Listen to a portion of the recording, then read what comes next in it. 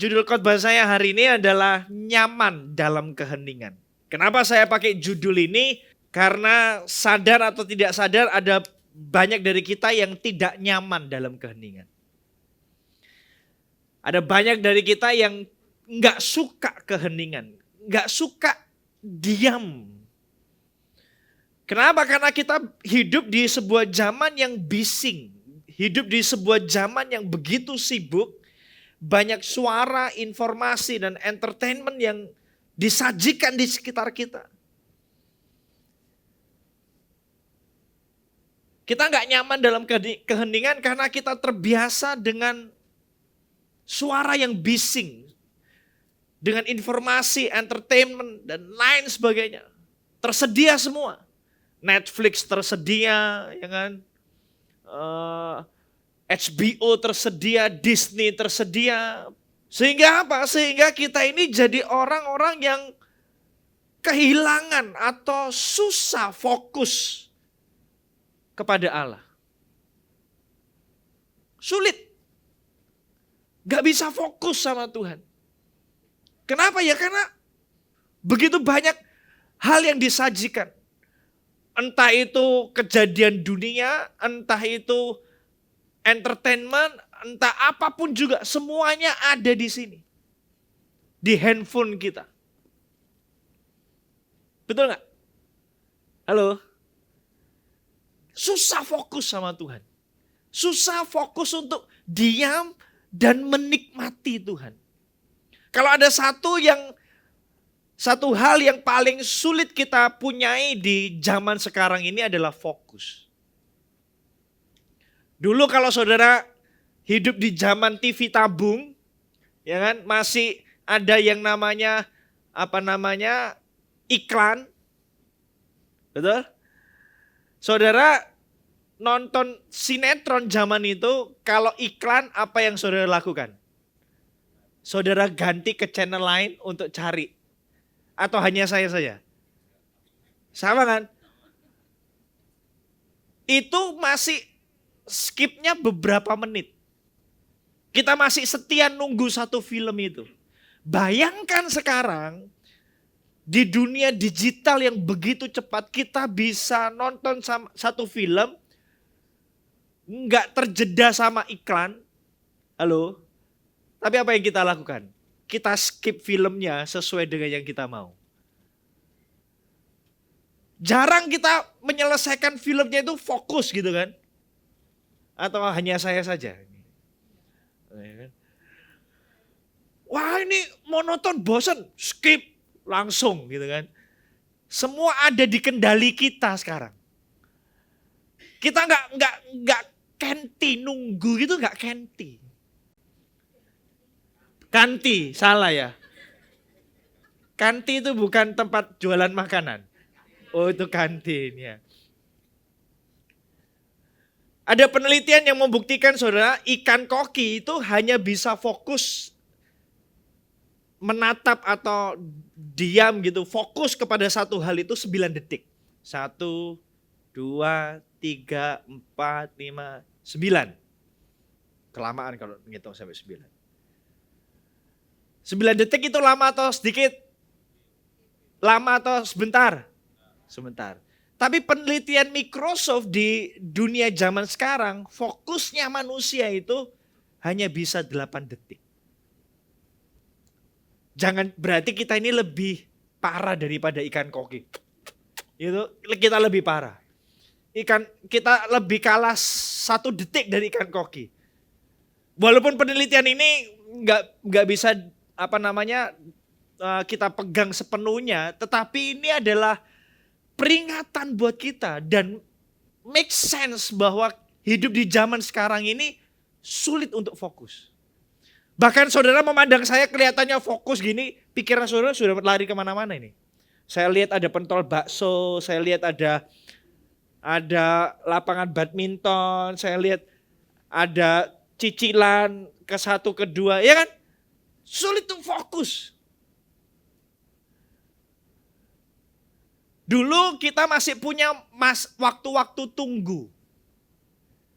Nyetir mobil nunggu gitu kan, sambil mikir yang lain, mikir sesuatu yang penting. Sekarang kita nggak punya waktu tunggu. Penelitian Microsoft membuktikan, mereka kasih sebuah data bahwa kalau kita ini lagi nganggur, tidak sedang melakukan apa-apa, maka hal pertama yang kita lakukan adalah ambil smartphone kita. Dulu kalau lagi nyetir, tunggu lampu merah, kita sambil nyanyi-nyanyi. Sekarang nyetir, nunggu lampu merah, ngapain? Ambil handphone. Jangan-jangan sambil nyetir, sambil handphonean. Dulu kalau nunggu dokter, antri 1 jam, bingung. Bawanya apa? Bawanya buku. Sekarang scrolling sosmed. Halo, lihat kanan kiri lagi ngomongin kamu ikan koki. Salah, manusia. Salah. Kan kita lebih buruk dari ikan koki. Ikan koki masih lebih mending. Sosmed kita itu, kita gak suka scroll. Betul? Gak bisa fokus di satu. Itu yang sulit, itu yang membuat kita sekarang ini gak nyaman diam dalam keheningan. Gak nyaman dalam keheningan. Dan ini akan jadi masalah yang besar buat kita. Kenapa? Karena kehidupan rohani sangat tergantung kepada fokus kita.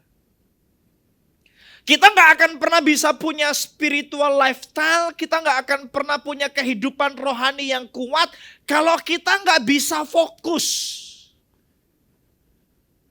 Kalau kita gak bisa menjaga fokus kita, maka kehidupan rohani kita ini akan jadi kehidupan rohani yang lemah. Kalau saudara mau kenal Tuhan, kalau saudara mau dalam dengan Tuhan, saudara harus jadi orang yang bisa fokus. Dan itu tantangan buat kita zaman sekarang. Zamannya Musa lebih gampang fokus daripada kita sekarang. Halo? Zamannya Maria paling banter musuhnya adalah Marta. Sekarang kita musuhnya ini smartphone kita. Semua hal ada di sini. Yesaya pasal yang ke-40 ayat 31 berkata seperti ini. Saudara bisa mengikuti saya? Yesaya pasal 40 ayat 31.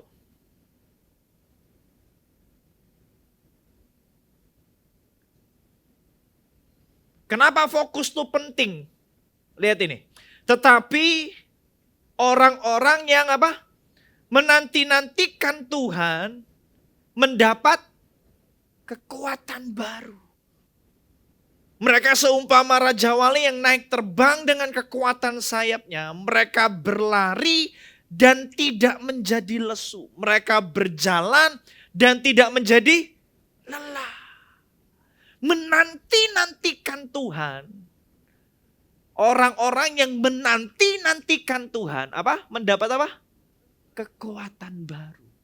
Itu sama seperti handphone yang dicas, yang dicolok ke sumber energi, ke sumber listriknya, dia mendapatkan kekuatan baru. Handphone baru dicolok, baru dapat kekuatan baru. Kalau nggak dicolok, dia nggak dapat kekuatan baru. Dan kalau dia tidak dapat kekuatan baru, satu titik dia akan mati. Kalau kita manusia dikatakan menanti-nantikan Tuhan, baru dapat kekuatan baru. Kalau kita nggak punya waktu, kehilangan momen, kehilangan kemampuan kita untuk menanti-nantikan Tuhan, apa yang terjadi? Kita nggak bisa mendapat kekuatan baru. Setuju nggak? Halo, menanti-nantikan Tuhan itu mendapat kekuatan baru. Sabat. Makanya sabat itu penting. Sabat itu perintah Tuhan. Halo? Sabat itu bukan nganggur, saudara. 10 hukum perintah Allah itu, 10 perintah Allah itu, hormatilah hari Sabat, itu masuk, saudara. Kenapa? Karena itu begitu penting, itu begitu vital. 6 hari kita bekerja, 1 hari kita dilarang bekerja. Sebenarnya bukan dilarang bekerja. kita disuruh untuk fokus sama Tuhan di hari itu. Di waktu itu, nggak ngurusi kerjaan, nggak ngurusi makanan, nggak ngurusi apapun. Kita disuruh menanti-nantikan Tuhan. Kenapa? Karena di momen itu kita sama seperti handphone yang dicas sama Tuhan. Dapat kekuatan baru. Halo? Ada amin? Jangan jadi orang Kristen yang berkata, yang penting itu Roh Kudus on fire. Roh Kudus akan menuntun saudara di masa-masa tenang. Menanti-nantikan Tuhan untuk mendapat kekuatan baru. Makanya saya selalu bilang gini, bahwa kalau kita menjadi lelah dalam hidup, itu bukan karena kita sibuk. Bukan karena kita banyak kerjaan. Tapi kita kehilangan kemampuan, kehilangan waktu untuk menanti-nantikan Tuhan. Sehingga kita gak dapat kekuatan yang baru.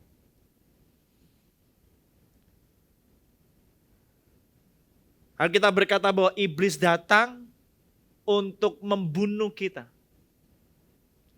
Iblis datang untuk mencuri, membunuh, dan membinasakan. Sebelum iblis bisa membinasakan kita, dia harus bisa membunuh kita. Dia baru bisa membunuh kita ketika kita sedang ada dalam keadaan yang lemah. Betul? Kalau kita kuat, dia nggak bisa bunuh kita. Alkitab berkata iblis itu seperti singa yang berjalan di sekeliling kita, mengelilingi kita. Mencari momen yang tepat supaya dia bisa habisi kita. Supaya dia bisa bunuh kita. Supaya dia bisa hancurkan hidup kita. Iblis baru bisa menghancurkan kita kalau kita itu lemah. Kira-kira gimana caranya dia membuat kita lemah? Dia akan mencuri sesuatu dalam hidup kita. Betul? Apa yang dia curi?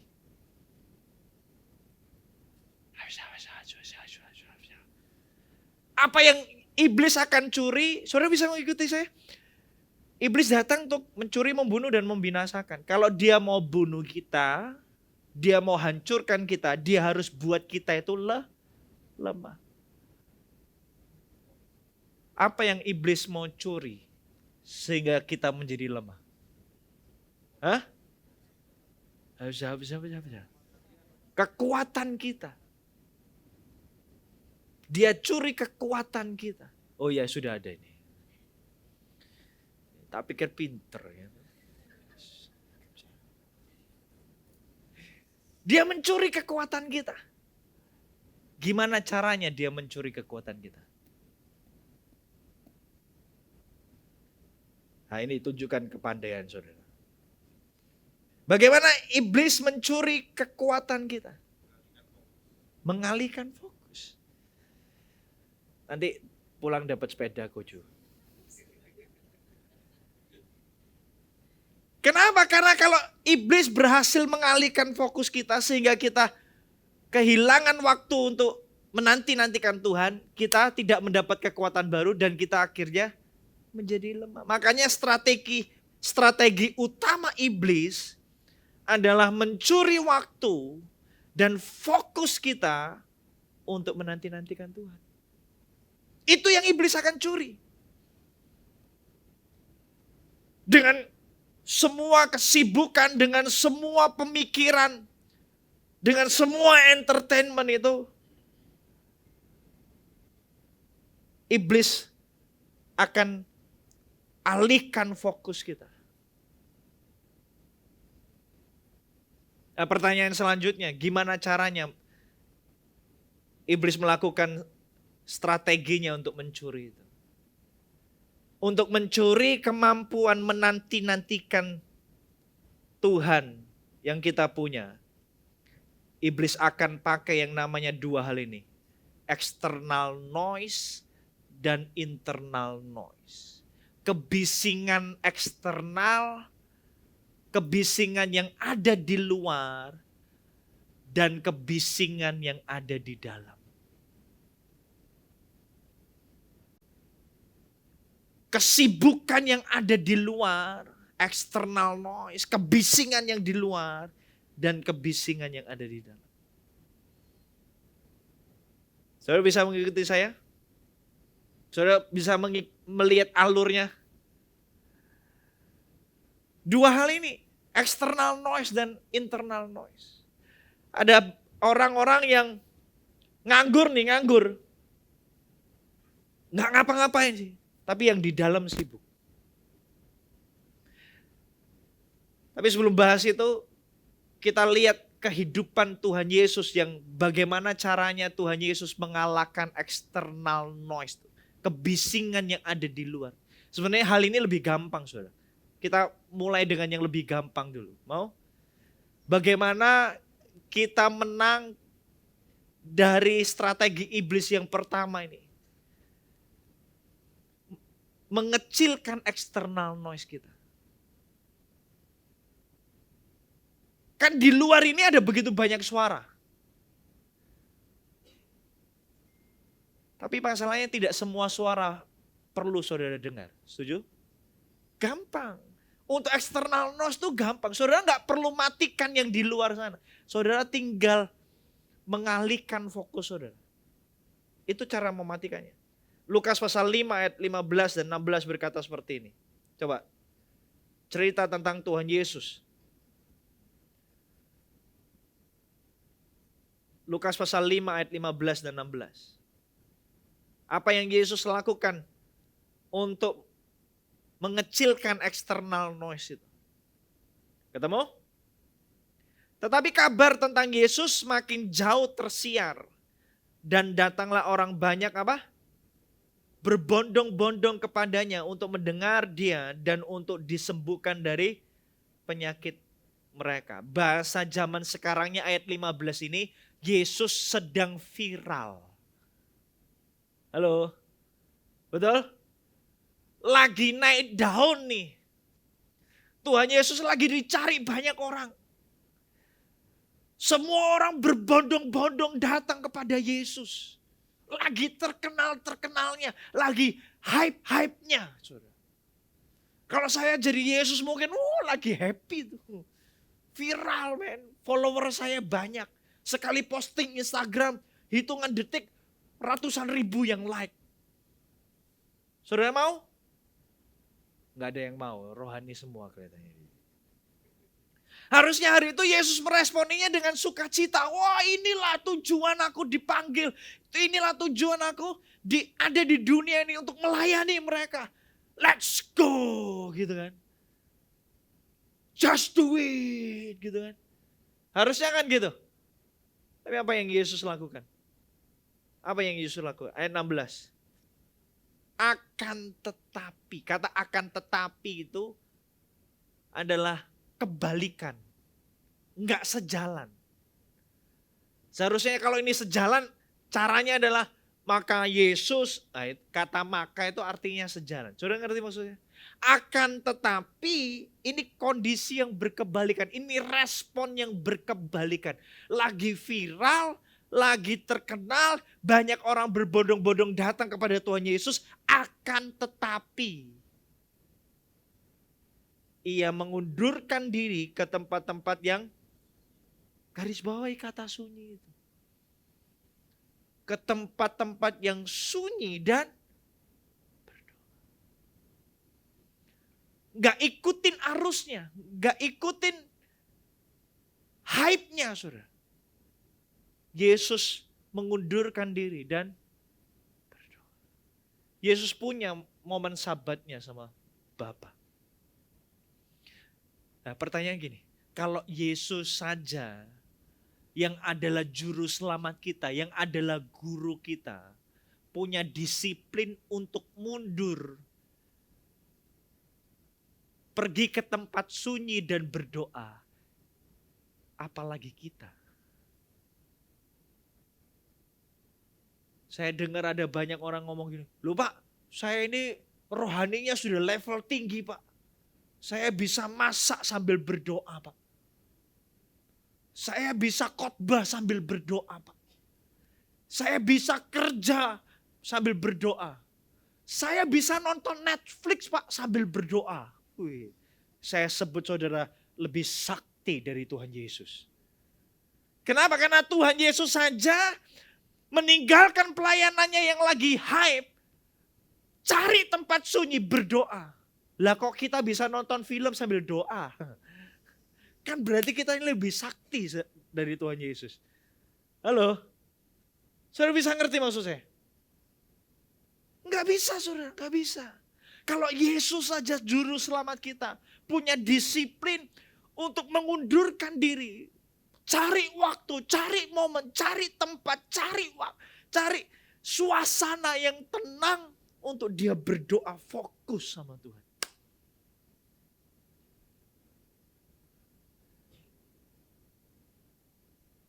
Orang yang dewasa rohani itu, saya mendefinisikan adalah orang yang tahu kapan waktunya untuk mengundurkan diri ke tempat sunyi dan menanti-nantikan Tuhan. Justru semakin dewasa saudara, saudara tahu kapan waktunya mundur.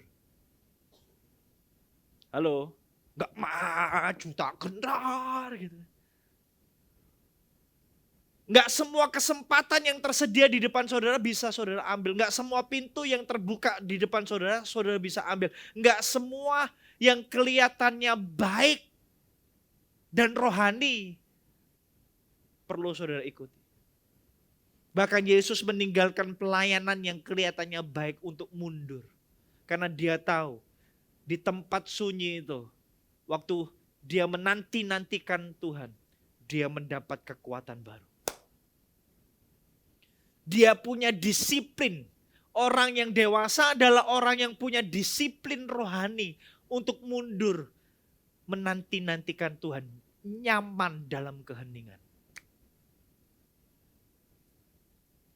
Waktu pagi, sebelum melakukan apa-apa, bangun tidur melek pertama. Saudara punya disiplin rohani enggak? Untuk enggak buka sosmed saudara. Dan hal pertama yang saudara lakukan adalah datang ke Tuhan dan berkata, Tuhan, Bapa, selamat pagi. Ini aku Tuhan. Bicara buat hidupku. Atau jangan-jangan hal pertama yang dilakukan, lagi hype apa ini? IHSG lagi ambruk nih, apa yang harus dilakukan nih? Halo? Ini Prabowo ini makan bergizi gratisnya ini lagi apa ini? Ini dewa mabuk, gak ada dewa mabuk. Perang antara Israel dan Palestina gimana ini? Pagi-pagi sudah gak nyaman dalam keheningan sepanjang hari. Pantesan saudara budrek. Isinya marah terus. Isinya capek terus. Karena waktu menanti-nantikan Tuhan, waktu untuk dicas, di-recharge sama Tuhan. Dalam saudara ini. Gak dapat momen. Gak dapat waktu. Baru 20% sudah dicabut. Pantesan baterainya merah terus. Tandanya merah terus, pinginnya ngamuk terus. Coba lihat kanan kiri, lagi ngomongin kamu, dengerin.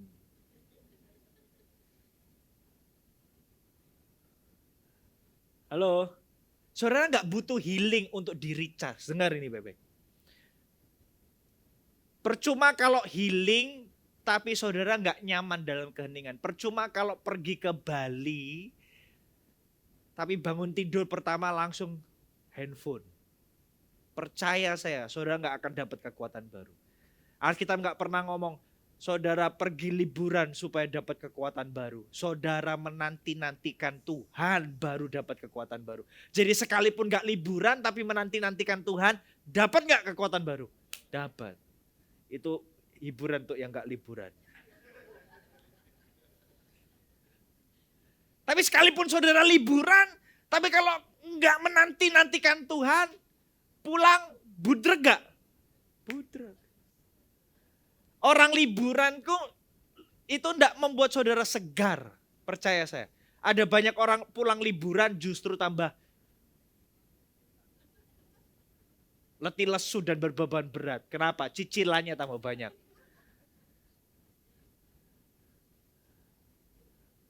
Tapi orang yang even saudara nggak liburan, 1 minggu ke depan misal. Saudara punya justru itu adalah momen sabat. Bangun tidur. Di YouTube sekarang ada begitu banyak worship instrumen. Gitar kayak piano kayak. Saudara diam dalam hadirat Tuhan. Di tempat yang sunyi itu. Saudara cuma berkata, Tuhan ini aku Tuhan. Selamat pagi Bapak. Gak perlu ngomong banyak-banyak saudara. Cuma fokus sama Tuhan. Gak perlu sibuk. Ngomong apa ya. Diam aja. Nikmati 15 menit di awal. 15 menit bisa setengah jam di awal. Percaya saya. Hidup saudara gak akan pernah sama lagi. Believe me. Punya spot di rumah saudara. Ruang doa saudara. Jangan ruang nonton TV terus. Matikan TV saudara. Matikan dan diam dalam hadirat Tuhan. Saya nikmati momen-momen itu. Saya punya momen-momen itu. Ditambah lagi karena saya full timer, saya punya momen-momen itu. Menikmati sekali. Tuhan berbicara. Di momen itu Tuhan bisa berbicara dalam hidup saudara. Amin. External noise. Kita bisa menang dari external noise itu. Ketika kita tahu kapan waktunya mengundurkan diri ke tempat sunyi dan menanti-nantikan Tuhan. Yang kedua, bagaimana caranya kita menang dari internal noise kita. External noise gampang sebenarnya. Lebih gampang, matikan TV, ambil waktu, duduk diam di bawah kaki Tuhan. Selama saudara disiplin, gampang menang dari external noise. Nah, untuk menang dari internal noise ini lebih sulit, saudara. Kenapa? Karena internal noise ini di pikiran kita itu suara begitu banyak. Atau hanya saya saja yang punya suara begitu banyak di pikiran saya? Tahukah saudara bahwa pikiran saudara itu seperti sebuah rumah yang harus dijaga? Halo? Pikiran saudara itu seperti sebuah rumah yang harus dijaga. Saudara punya rumah? Punya rumah? Siapa saja boleh masuk atau hanya orang tertentu boleh masuk? Kenapa dengan pikiran kita tidak memperlakukan hal yang sama? Cara menghilangkan internal noise yang ada di pikiran kita itu, kuncinya cuma satu, jaga pikiran. Jangan izinkan semua suara boleh masuk, boleh tinggal. Jaga pikiran.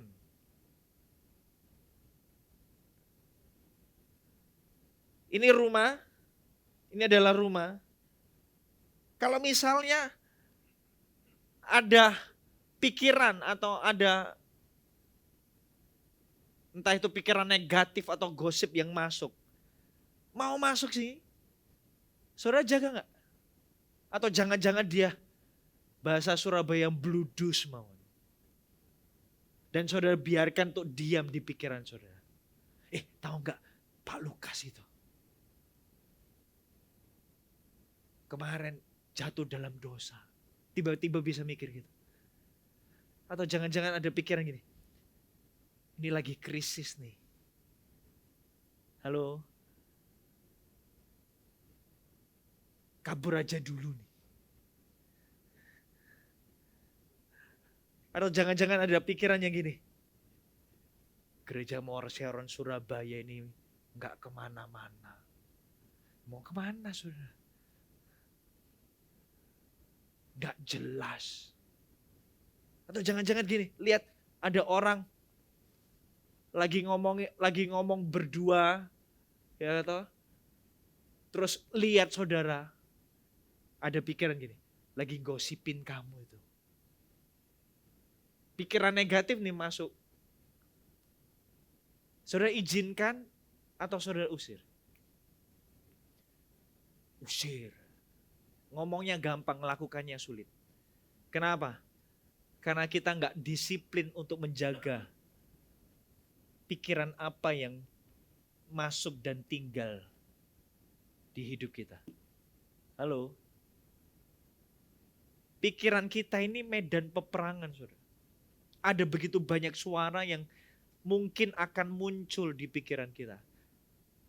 Makanya Filipi pasal 4 ayat 8 dan 9 kasih kuncinya.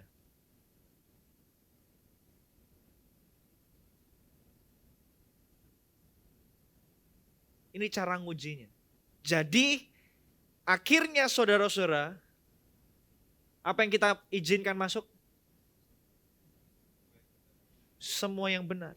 Jadi kalau ada pikiran, gosip, halo, saudara harus uji, itu kebenaran gak? Kalau gak benar, sifatnya gosip, tutup pintu dan berkata, pikiran ini bukan tempatmu. Rumah ini bukan tempatmu. Amin. Semua yang benar, semua yang mulia. Sekalipun benar, lolos ujian pertama, benar nih, ini fakta. Memang Pak Lukas lagi bangkrut.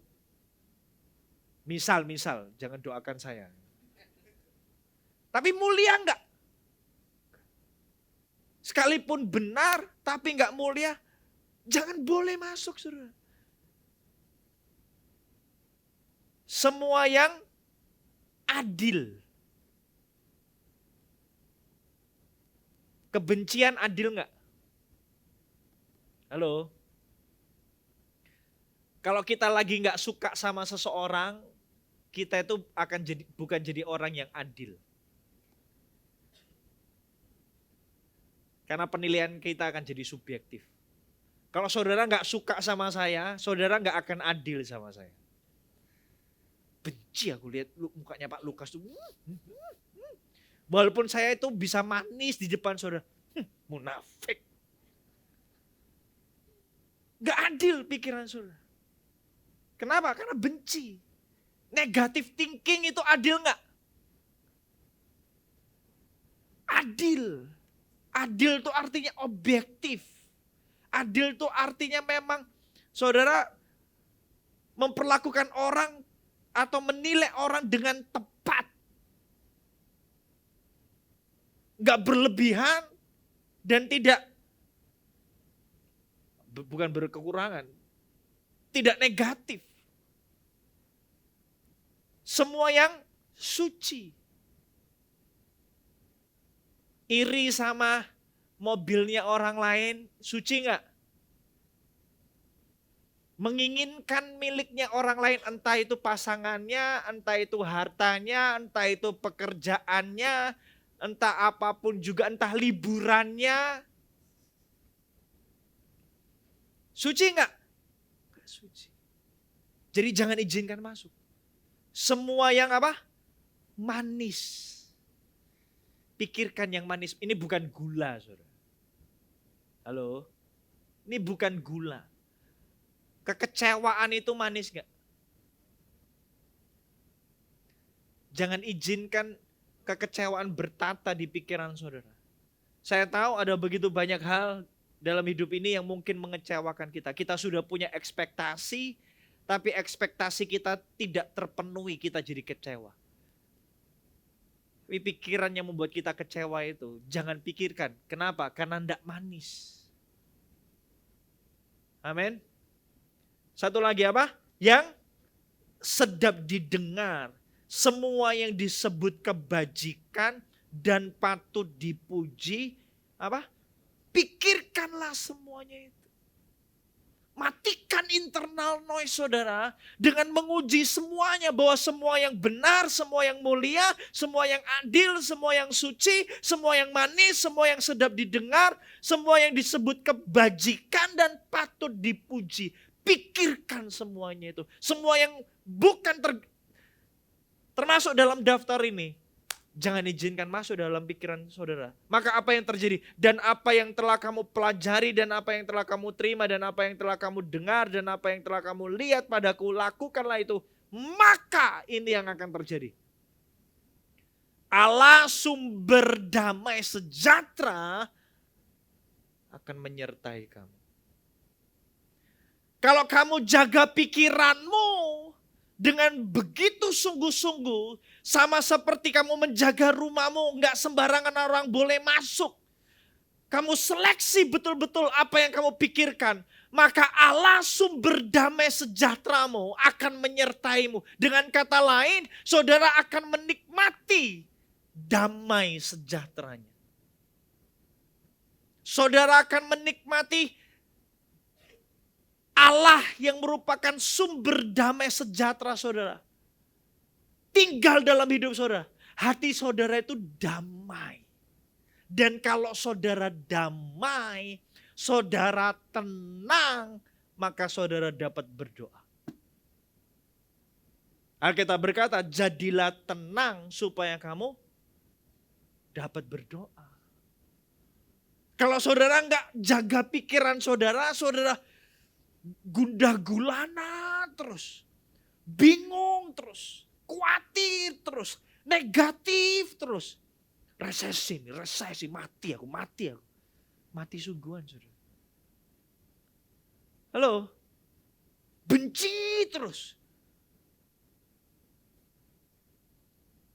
Sibuk di pikiran. Saudara nggak punya damai sejahtera. Dan kalau saudara nggak punya damai sejahtera, saudara nggak tenang. Saudara kehilangan kemampuan untuk menanti-nantikan Tuhan. Santo Agustinus ngomong gini. Imagine if all the noise of the body and the world fall completely silent. Imagine if every distraction, every dream, vision, and a passing thing grows still. And in that silence, our hearts listen only to the voice of our Maker, not the sounds of creation, but directly as He truly is. Saya terjemahkan, jangan khawatir saudara. Bayangkan jika semua kebisingan dari tubuh dan dunia ini benar-benar sunyi, benar-benar diam. Bayangkan jika setiap gangguan, setiap mimpi, visi, dan hal-hal yang berlalu atau yang terjadi menjadi diam. Dan dalam keheningan itu, hati kita hanya mendengarkan suara Sang Pencipta. Wow. Bukan suara ciptaan, tetapi langsung sebagaimana adanya Dia yang sejati, Dia yang sebenarnya. Kalau suara itu berhasil kita diamkan, external noise dan internal noise itu, semuanya kita shut down, kita berhasil silent, buat itu silent. Maka hanya ada satu suara yang kita dengarkan. Tidak ada perantara lagi. Kita mendengar Dia bukan dari ciptaan, bukan dari burung yang bersuara, bukan dari burung yang berkicau, bukan dari angin. Tapi Dia, suara Dia yang sebenarnya. Langsung suara Pencipta kita. Wow. Dan itu disiplin rohani yang membuat saudara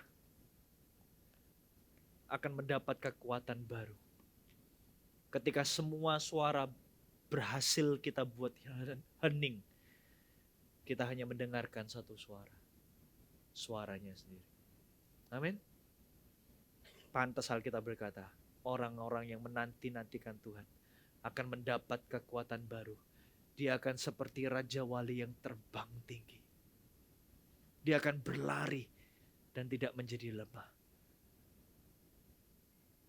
karena Tuhan menyertai dia.